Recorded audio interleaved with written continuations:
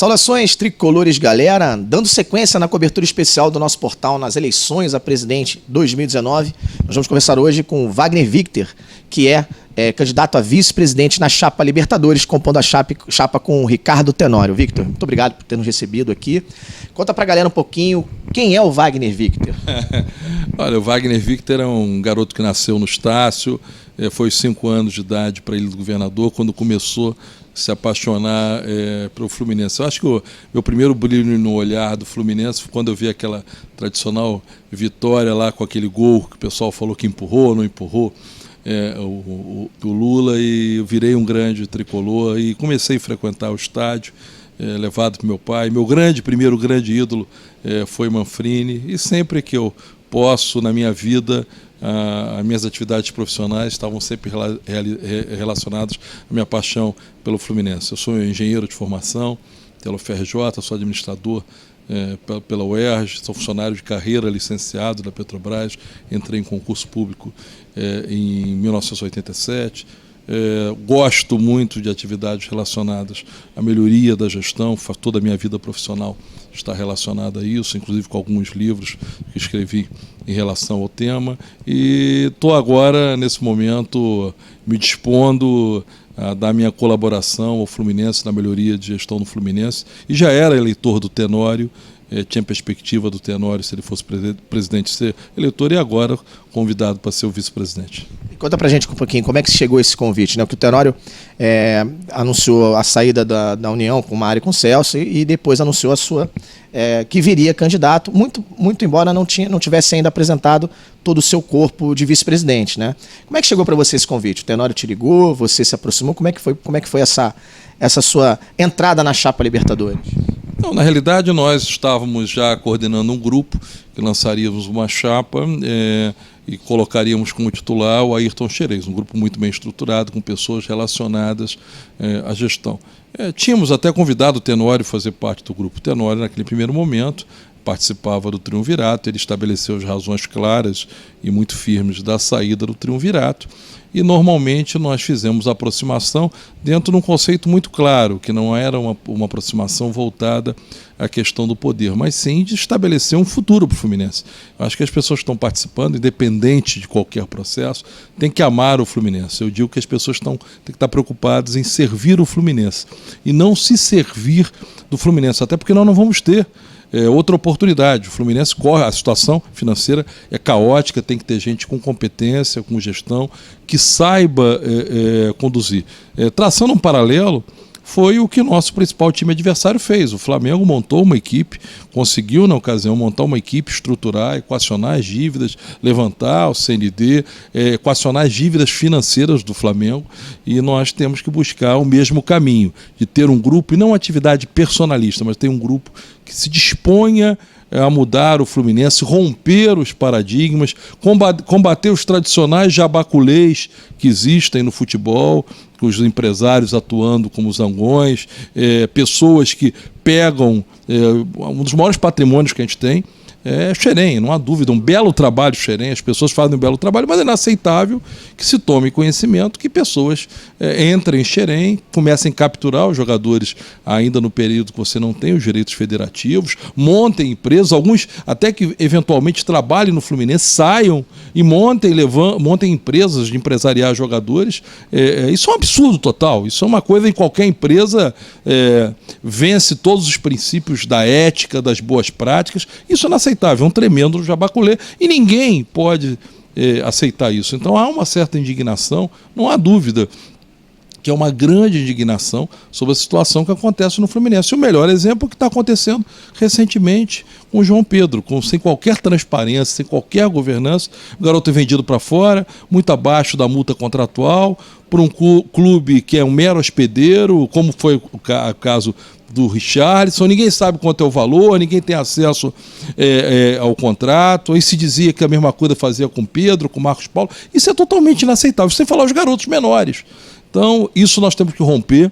O Tenório tem uma história, e aí, quando ele me fez o convite, uma história que eu gosto. Ele participou na retomada, na questão dos guerreiros, quando nós estávamos com quase certeza de cair, e eu sempre atuei como gestor e muita paixão. O pessoal deve se lembrar que quando nós estávamos para aquele famoso queda, eu que organizei a famosa missa no Cristo. Nós tínhamos que ganhar 11 partidas. Eu subi com 10, 11 abnegados lá no Cristo, tiveram todos os membros da imprensa, estava lá, levei o Horta, o Francisco Horta, e todo mundo daquela chacota, falou, pedi demais a Deus. E nós fomos ganhando, e depois fizemos, da segunda vez que íamos cair, a mesma missa de novo. Então, possivelmente, a mão de Deus foi lá e escalou equivocadamente o jogador do Flamengo. Então, eu sempre faço as coisas com muita vontade, com muita paixão e com muito amor. E por isso, talvez, que ele tenha feito o convite. Eu não tinha qualquer previsão de atuar, não tem história, e acho que isso é muito positivo, de atuar no futebol, em clube de futebol. Tem a história em gestão. E isso nós vamos entrar pesado para tentar acertar o Fluminense. Maravilha, Victor. Falando um pouquinho de gestão, o Fluminense a gente sabe que tem um regime muito presidencialista, né? A caneta do presidente é muito forte. Qual é o papel que você vai exercer ao lado do Tenório? Vocês pensam em alguma mudança no estatuto para que esse poder não fique tão centralizado no primeiro momento? Ou já está definido assim, o vice-presidente geral ele vai atuar aonde?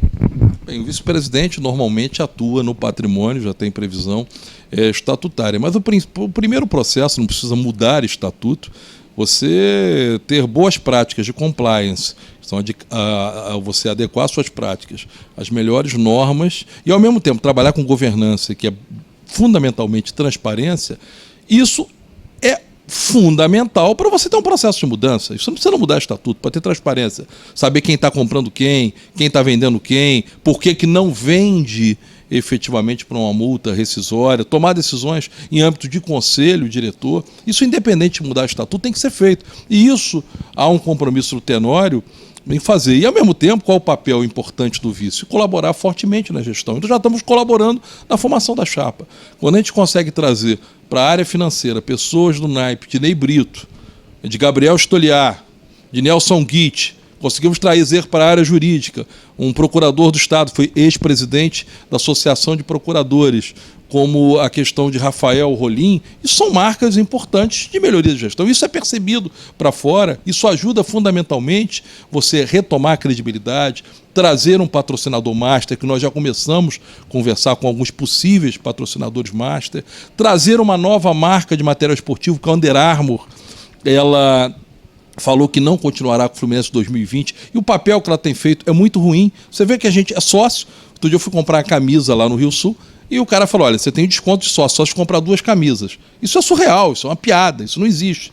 Você vai na loja oficial do Fluminense, não tem produto de lançamento do Fluminense. O sócio-torcedor e o sócio não conseguem comprar a sua camisa antecipada, não tem camisa. Então, esse tipo de coisa, isso é gestão, isso é tratamento profissional. E a gente há de convir que o Fluminense, para se recuperar, ele tem que ter uma postura muito menos amadora que tem adotado até então. E algumas posições têm que ser muito fortes. Então, a trajetória do Tenório, que é um empresário, junto com um grupo que está entrando, apoiando, é a receita de sucesso que, inclusive, fez com alguns clubes que estavam lá embaixo pudessem se retomar. Isso, eu acredito que nós somos extremamente mais qualificados que qualquer outra opção que exista. Você falou da torcida, né? E é uma questão também que a própria torcida se ressente muito. É o tratamento da torcida no estádio, é a dificuldade, ou a não facilidade na hora de você adquirir o seu ingresso, quem não é sócio-torcedor, a questão dos benefícios para o sócio-torcedor. Qual a importância, na sua ótica, de trazer o torcedor de volta e quais ações que se pode pensar em fazer? Não só uma captação do sócio-torcedor, né, mas a manutenção desse sócio-torcedor, para que ele continue seguindo o Fluminense, pagando plano, gerando receita para o clube.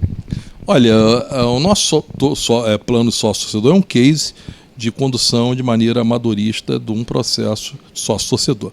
Vamos dar um exemplo.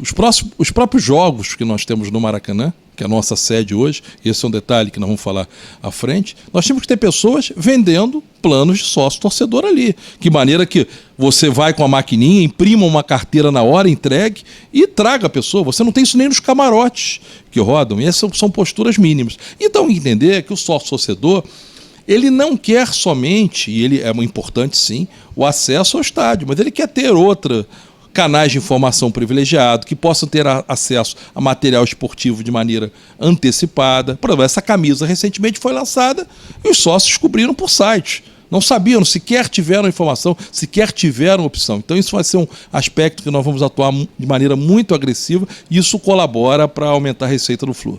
Uma outra questão também que aí acho que talvez o grande cerne que a torcida se preocupa muito é para onde vai o dinheiro do Fluminense. A gente sabe que o Fluminense hoje tem penhoras e atrás de penhoras, dívidas trabalhistas, dívidas na esfera civil, com credores, etc, etc.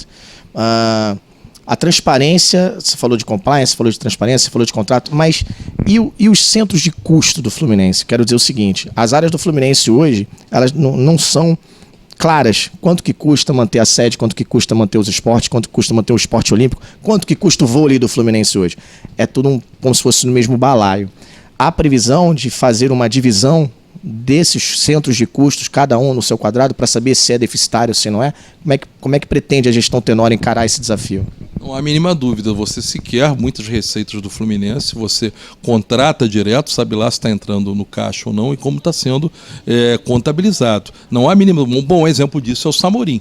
O Samorim foi um tremendo segredo de Fátima, foi extinto agora, possivelmente foi extinto de maneira muito clara, porque ninguém sabia quanto custava o Samorim, era um grande centro de custo, e qual o retorno que se colocava, e sequer se tinha acesso ao contrato. No momento que você não tem transparência, não tem governança, você sequer consegue estruturar um plano de custo. Isso é fundamental, até porque nós vamos ter que trabalhar para trazer patrocinadores, para aumentar a receita, vamos ter que equacionar a dívida, mas vamos ter que também reduzir despesas.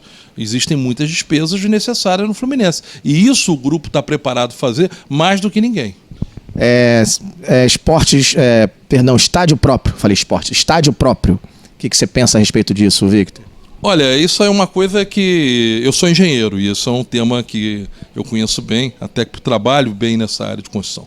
Primeiro aspecto, o Maracanã, nós não podemos abrir mão do Maracanã por uma razão muito clara. Até por questão estratégica. Aquele que assim não pensar não é tricolor. Se nós entregarmos o Maracanã de mão beijada isoladamente para o Flamengo, nunca mais o Flamengo se distanciará de uma tal maneira, porque nós teremos o Flamengo com o Maracanã. Isso é uma coisa, estrategicamente, nós temos que estar juntos no Maracanã. Ou o Maracanã sozinho para o Flu, ou juntos. Não podemos deixar. Isso é uma questão prática e pragmática em relação a futuro. Até porque nós temos uma competição entre clubes e, na realidade, eles não são inimigos, mas são permanentes adversários. Laranjeiras tem um potencial muito grande de maneira modulada em colocar Laranjeiras. Muitas pessoas falam, Laranjeiras vão colocar 50, 100 milhões. Não é assim. Existe uma nova lei de incentivo fiscal, inclusive estadual, mas tem a federal também, que patrimônio histórico você pode abater 100% com incentivo fiscal. Nós estamos trazendo membros para a equipe que estão acostumados a trabalhar com isso. Está como membro do nosso conselho o ex-ministro da Cultura, Sérgio Saleitão, atual secretário de Cultura de São Paulo, está o Pedro Guimarães, um dos autores da lei de incentivo. A ideia é fazer um projeto para que Laranjeiras possa, de maneira modulada e não de uma maneira impactante, ser colocado de novo em funcionamento para jogos da base, jogos de futebol feminino, treinos que possam eventualmente ser feitos na véspera de jogo aos sábados e pequenos jogos do Campeonato Carioca. E, ao mesmo tempo, o estudo no estádio novo ele tem que ser colocado como estudo, ser desenvolvido, ver a possibilidade que ele possa, através de um sistema de naming rights, ser desenvolvido, agora, sem gerar um novo centro de custeio, senão o Fluminense gerar um novo centro de custeio. Então, isso todo, as três alternativas têm que ser trabalhadas de maneira técnica. E Laranjeiras, eu acho que é um trabalho que tem que se iniciar imediatamente, porque a gente dá para fazer sem botar um centavo lá. Basta ter criatividade e engenharia. Eu acredito que muita coisa ali possa evoluir já. Bom, a gente está caminhando aqui para o nosso finalzinho aqui da nossa entrevista. Victor, quais são os temas que você queria abordar para a gente poder falar também? Aqui a gente dá esse espaço também para a galera poder falar, para falar com o torcedor. O que você acha interessante passar de mensagem para o tricolor que nos assiste hoje? Olha, tem um aspecto muito importante, a questão do futebol. Nós definimos, eu, Tenório, equipe, que nós vamos montar uma operação, tão logo venhamos vencer a eleição, para repatriar o Thiago Silva. Nós vamos montar uma operação com empresários para repatriar. O Thiago Silva, de maneira muito clara, disse que quer se voltar para o Brasil, ele quer terminar no Fluminense. Então a gente vai montar a operação para trazer de novo o Monstro como referência para a nossa torcida. Ao mesmo tempo, o compromisso em manter o Fernando Diniz. Ele está colocando um princípio de estilo de jogo que pode perpassar para todas as divisões de base e ser um diferencial do Fluminense. O terceiro aspecto, nós temos que ter um goleiro de porte.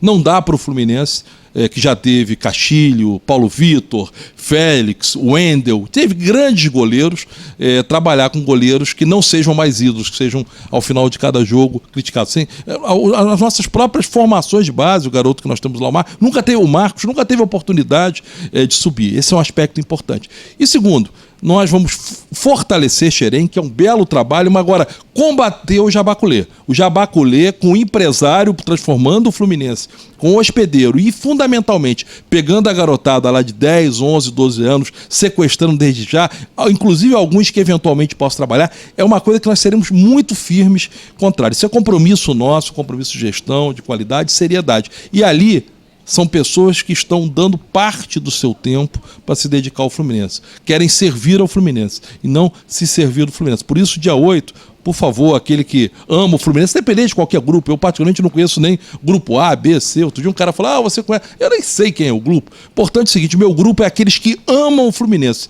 querem mudar o Fluminense, porque é o Fluminense que eu quero, que é o Fluminense que meu pai me levou a amar, que minha mãe a cada jogo com 87 anos me liga, vibrando com a vitória, e que eu quero para o meu filho e para o meu neto. É isso que é o meu compromisso com o Fluminense e o compromisso do Tenório também. Bom, ele matou a minha última pergunta, que eu ia perguntar no dia 8, porque Wagner Vick, Ricardo Tenório e Wagner Vick, ele acabou se antecipando. Victor, muito obrigado pelo nosso bate-papo aqui, espero que tenha ficado... Pode dar até mais um tempinho? Aqui a gente vai fazer, então vamos mais um tempinho aberto aí. Pode contar uma historinha, fica à vontade. Eu vou contar uma historinha muito interessante, que todo mundo saiu no Pasquim uma vez, o Pasquim me entrevistou. Todo mundo conhece as minhas loucuras do Fluminense, né? Que eu botei o nome numa plataforma com o nome Fluminense, pela Petrobras. Tinha uma empresa que foi fazer um navio, só botava nome